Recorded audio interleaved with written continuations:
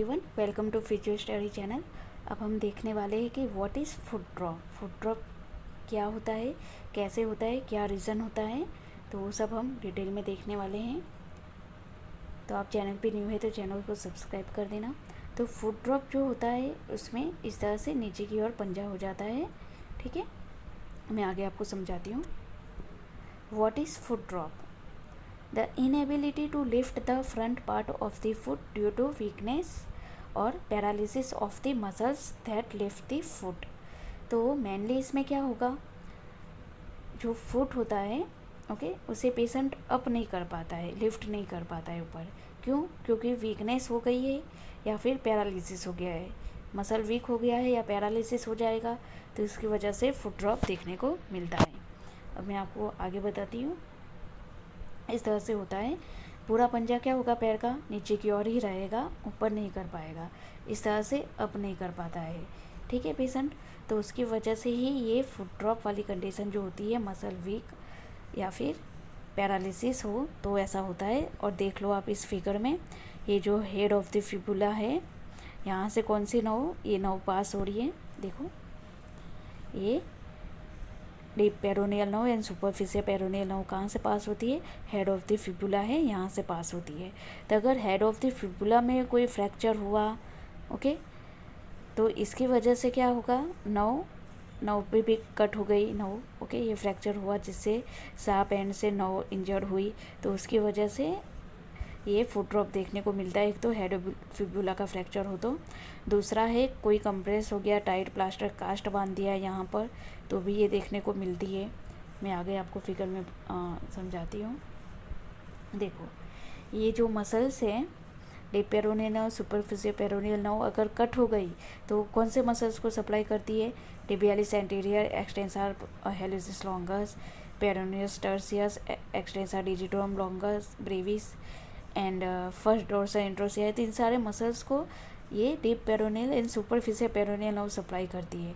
अगर यही इंजर्ड हो गई तो ये सारे मसल्स को सप्लाई नहीं कर पाएगी। ठीक है, और क्या होगा, मसल वीक हो जाएगा, प्लस पूरा क्या हो जाएगा, पैरालिसिस हो जाएगा एंड आपका फुट ड्रॉप हो जाएगा। तो ये कॉजेस अब हम डिटेल में थोड़ा देखते हैं। तो फर्स्ट क्या है, compression of the nerve by tight plaster और स्प्लिंट। अगर आप टाइट प्लास्टर या फिर स्प्लिंट जो होता है, जो बहुत ही ज़्यादा टाइट बांध लिया ठीक है पैर पे, तो क्या होगा, उसकी वजह से कंप्रेस होगी नर्व और सप्लाई नहीं मिलेगा, और फिर क्या होगा, फुट ड्रॉप देखने को मिलेगा।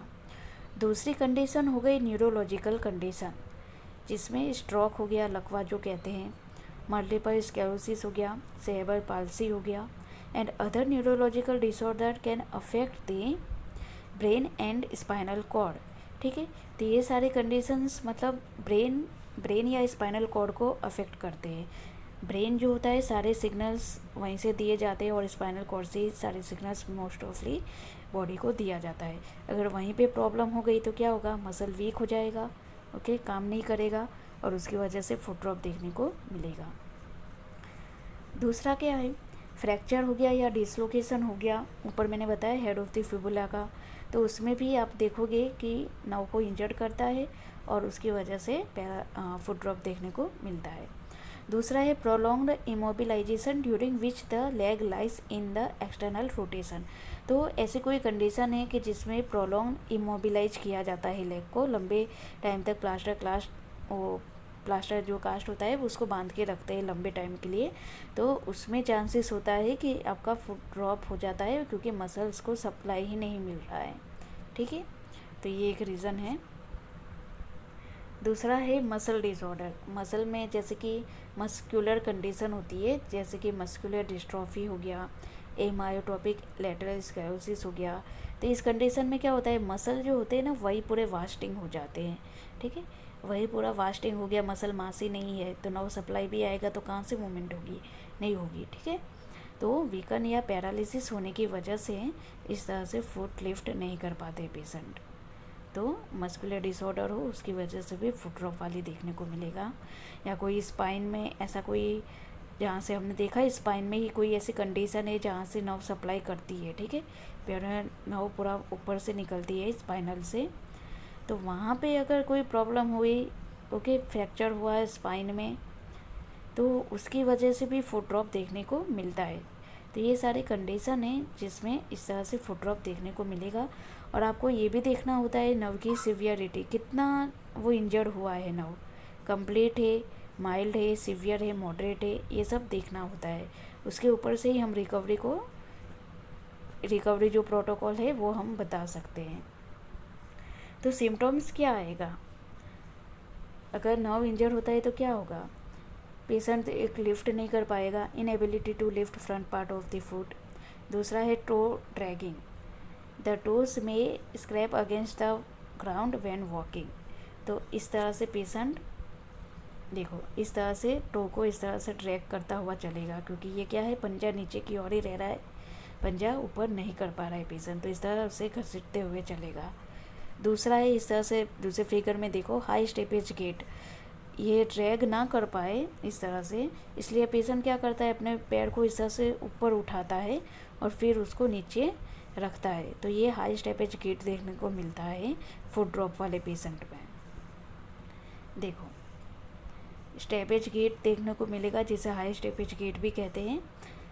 इसमें क्या होगा, फुट ट्रैकिंग जो है वो ना हो, इसलिए वो लिफ्ट करते हैं हायर नी को एंड देन नीचे रखते हैं, तो इसे हाई स्टेपेज गेट कहते हैं। ठीक है, तो ये आपको सिम्टम्स मेनली देखने को मिलता है। दूसरा क्या होता है, इंक्रीज्ड रिस्क ऑफ फॉल्स, ऐसे पेशेंट में बैलेंस नहीं रहता है और चांस होता है कि वो बार बार गिर जाते हैं, फॉल के रिस्क ज़्यादा होते हैं। तो इस तरह की गेट ट्रेनिंग उनको देखने को मिलती है। अब इसको हम डायग्नोस कैसे करेंगे, फर्स्ट आपको फिजिकल एग्जामिनेशन पूरी हिस्ट्री लेनी है, उसके बाद मसल में पावर कितना है वो सब आपको चेक करना होता है, तो उससे फिजिकल एग्जामिनेशन से भी ये डायग्नोस हो जाता है। दूसरा आपको नर्व कितनी वर्क कर रही है उसके लिए nerve conduction study plus EMG करवाया जाता है, इलेक्ट्रोमायोग्राफी। तो इसमें कितना नर्व का सप्लाई है वो इससे पता चल जाता है। तो आप ये वाला भी टेस्ट करवा सकते हो कि नर्व जो है वो कितनी इंजर्ड हुई है, पूरी कट हो गई है या माइल्ड है या फिर थोड़ा ही हुआ है, तो ये आप उससे चेक कर सकते हो। ठीक है, तो ये था पूरा उसके बारे में। इसके ट्रीटमेंट के लिए मैंने अलग से एक बड़ा वीडियो बनाया है, तो हम नेक्स्ट में देखेंगे। तो आपको वीडियो पसंद आया हो तो चैनल को सपोर्ट एंड सब्सक्राइब कीजिएगा। Thank you.